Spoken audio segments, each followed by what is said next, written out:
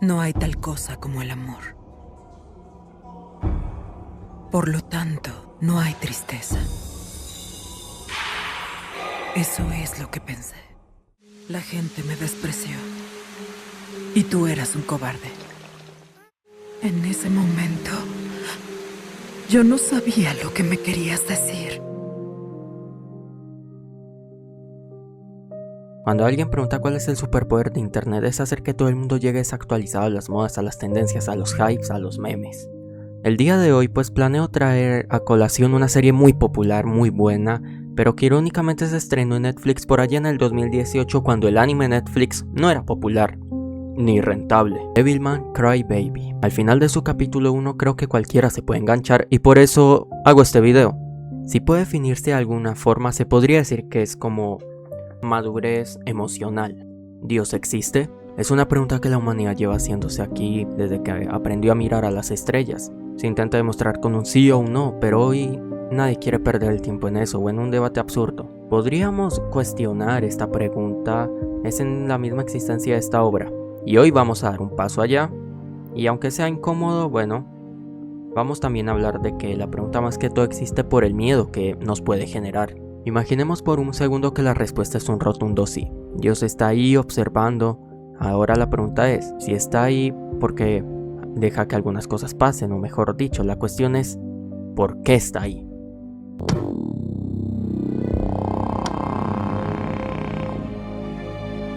¿Por qué un ser omnipotente, perfecto y eterno decidiría crear un universo propenso al caos? ¿Por qué miraría este pequeño grano de arena azul en la inmensidad del cosmos lleno de criaturas imperfectas que se destruyen entre sí y decidiría quedarse? En mis videos pasados analizamos la maldad, pero no es más como la ausencia de amor, sino como esa necesidad de querer proteger un amor en monstruos que en realidad no existen. Hoy nos toca mirar directamente al creador de este escenario y nada más un viaje de teología, la narrativa existencial y la historia del anime, como dolor humano y sanación emocional. Analicemos desde el corazón. Necesitamos hacer una parada obligatoria en la historia que tenemos que hablar de los orígenes de estos mismos. Devilman es originalmente una obra de Go Nagai, creada en el lejano 1972. Ese mismo año en Japón se estrenó su primer anime, el cual duró hasta 1973, pero siguió un camino sumamente alejado del manga original. Mientras el manga costó de solo 5 tomos y no se contó un solo pelo en cuanto a sangre y desmembramientos, lo que viene con eso, la crudeza y los desnudos para contar su historia, es más algo clásico y que se terminó censurando. Se centró en la típica estructura episódica de algunas ovas más fieles y entre otros tipos de series sin tanta relación en la continuidad. Go Nagai en su aniversario 50 como creador dijo que nos llegaría Devilman Crybaby, una adaptación con cero censura, directo a la yugular de cualquier espectador. Y aquí algo muy sincero, en el manga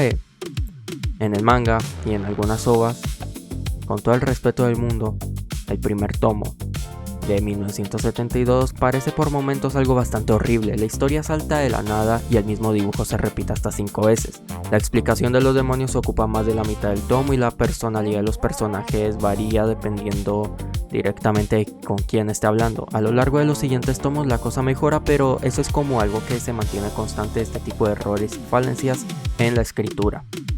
Por eso la adaptación de Netflix es más una reinvención desde cero. Moderniza la obra, cambia viejas costumbres y preocupaciones como las bombas de hidrógeno, televisiones cuadradas, por redes sociales, por cultura hip hop. Los raperos no solo son unos bobos ahí que quieren mujeres, sino que directamente saben de la calle, saben del gueto y en el fondo son buenas personas, o por lo menos colaboradoras. Miki en el manga de 1972 era una niña inmadura cuyo único sueño era encontrar un tipo fuerte que le diera órdenes y básicamente la pusiera como ama de casa el resto de su vida. En Crybaby, Miki evoluciona hasta convertirse en un personaje alucinante que en cierto modo es como el eje moral de la historia. Lo mismo ocurre con Miko, cuyo cambio de desarrollo psicológico es espectacular.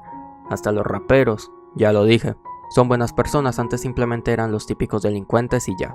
Esta serie nació para triunfar, porque tenía detrás del equipo adecuado, dirigiendo tras el existencialismo y mejores decisiones en el guión y en la narrativa, porque por ejemplo en el manga, el final básicamente coge una carrera como si fuera la NASCAR. tan violento que deja a la gente completamente descolocada. En Cry Baby el ritmo narrativo es redondo. Desde el mismísimo capítulo 1 se hilan las subtramas y todo para culminar de una forma magistral. Ya sabes desde el inicio que Ryo esconde los secretos oscuros, que Miko vive reprimida en la sombra de perfección de Miki, que Rim es modelo y sufre acoso, y que los raperos tienen buen corazón y que tras de eso no es simplemente querido en la escuela. Todo fluye orgánicamente y nada se siente sacado como en el manga. Precisamente eso, esa falta de miedo que ayuda a la serie a progresar. Este anime fue lo que colocó más que todo el camino a los animes más modernos, porque antes los personajes no eran tanto de tramas oscuras o eran completamente desechables. Si la historia lo requería, claro. Ese sentimiento constante de que nadie está a salvo, de que tu personaje favorito no tiene asegurada la supervivencia y de que la historia no tiene por qué tener un final feliz. Es algo que en el anime moderno se ha cambiado y que por lo menos aquí lo modernizan conforme a la coherencia de lo que pide la narrativa. No simplemente te lo matan porque sí, te lo matan porque sabes que es importante. Mucha gente dice que Devilman fue ir a lo fácil, violencia, sexo, drogas, satanismo y sangre para atraer a público joven impresionante, pero eso es una equivocación, no es solo un fetiche por fan service. Tratan de transmitir lo que Go Nagai hizo en el manga, pero en una continuidad de que se sienta algo más frenético y en el que se pueda explorar estéticamente y visualmente un estilo artístico. Que de Dios, primero debemos entender esa paradoja a la perfección. Si Dios es un ser que lo tiene todo, no sufre carencias, que habita en todo, ¿qué necesidad tiene de crear? La lógica humana nos dice que creemos cosas porque nos falla algo. Construimos casas porque tenemos frío, pero a Dios no le falta nada.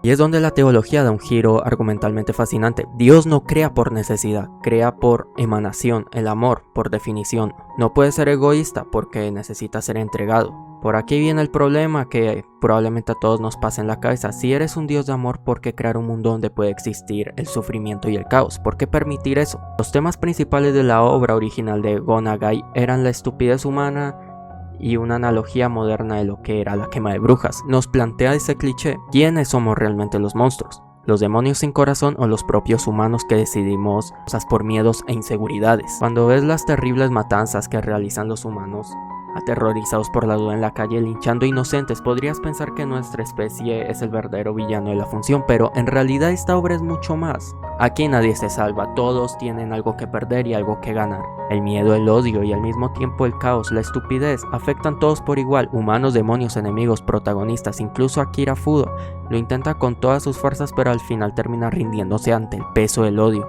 Los Devilman asesinan a los humanos en sus arrebatos, y Miko, aunque al final abraza el bando del bien, cargará siempre con haber destrozado la vida de las personas que la querían por celos y envidia. La pureza absoluta en esta creación simplemente es caos.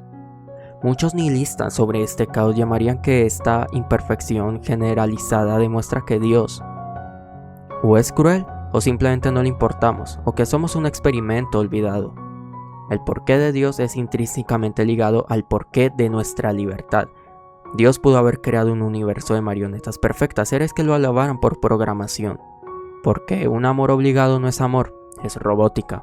Para que el amor exista en esta imperfección generalizada demuestra que Dios o es cruel. Para de verdad tiene que existir la posibilidad de rechazarlo. Para que la luz tenga sentido en esa entrega, tiene que existir la opción de caminar en la oscuridad. Y Dios existe, nos sostiene en este plano porque decidió correr el riesgo más grande del universo.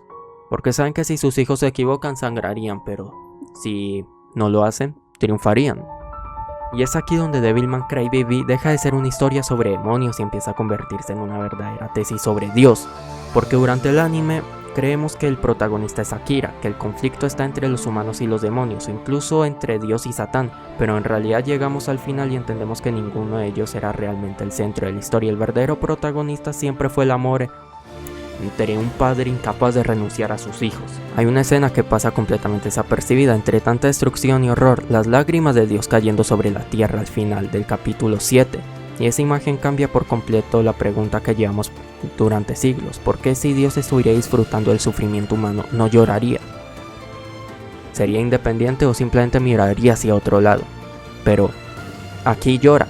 Eso significa que Dios no observa el sufrimiento de la humanidad de manera fría desde un trono distante. Lo experimenta en carne propia con nosotros, no porque sea incapaz de detenerlo con su poder destructivo, sino porque detenerlo por completo implicaría borrarnos, quitarnos aquello que nos hace llamar humanos. El único personaje considerado entre comillas inmaculado o más real es Miki. En un contraste abismal con la horrible y simplista Miki del manga, aún así aquí en Crybaby ella padece de un optimismo extremo.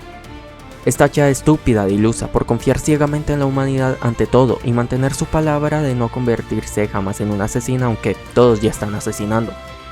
Pero si existe alguien verdaderamente estúpido en toda esta obra, ese sí será Satán. Tiene la única trama que conscientemente no es redonda dentro de la serie y curiosamente es algo que sí explican de forma explícita en el manga. Aquí Yuasa lo deja flotando en el aire. Ryo, quien siempre fue Satán disfrazado de humano, se asusta genuinamente cuando Dios usa su poder divino para detener a los demonios en Rusia. Él cree firmemente que su único objetivo de la vida es la supremacía de la raza demoníaca, la fría venganza contra Dios por haberlo expulsado del paraíso y la conquista absoluta del planeta Tierra. Lo que verdaderamente importa, lo que verdaderamente quería Ryo en el fondo de su ser, era Akira Fudo.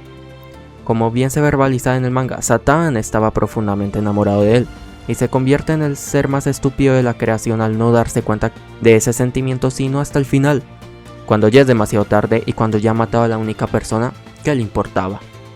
Y se ha quedado completamente solo, transformándose en el único ser con un corazón latiendo de dolor sobre la faz de una tierra muerta. Entonces volvemos a la pregunta inicial que nos genera esta historia: ¿por qué Dios existe?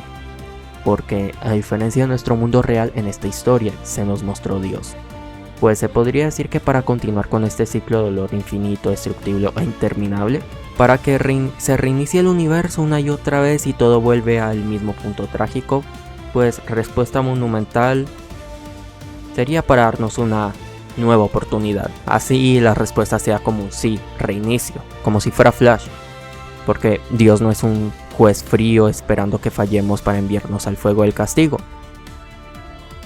Es una fuente inagotable de fe. Si escuchaste bien, Dios tiene la fe en nosotros, sus hijos. Él elige creer sin importar cuántas veces nos tropecemos. Él se mantiene allí, existiendo firme en la eternidad, porque su amor es tan infinito que está dispuesto a esperar el tiempo que sea necesario, no importa cuántas oportunidades tenga que darnos, pues somos sus hijos y no va a renunciar a nosotros. Devilman Crybaby se estrenó en enero del 2018 y en su momento todo el mundo la recomendaba al 100%. Era imposible que apareciera un anime mejor que ese en ese año, y pues quedándose con ese puesto número 1 en muchas listas alrededor del mundo y en recomendaciones de fanáticos. Esa es una serie que perfectamente no se puede repetir, o al menos no es tan a menudo que se repita. Se levanta como una ventana única al pasado, pero con un filtro de madurez contemporánea. Al final del día, que Dios existe y decida no rendirse en una creación tan rota y violenta como la humana y como los demonios, es la prueba definitiva de que el amor verdadero no es un sentimiento blando ni una debilidad.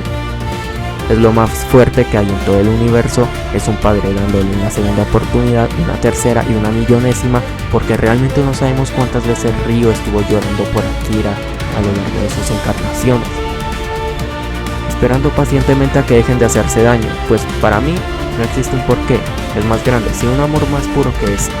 Es elegir creer, al igual que Akira creyó que podía salvar a Ryo, sin necesidad de esperar a que aceptara su identidad como Satán.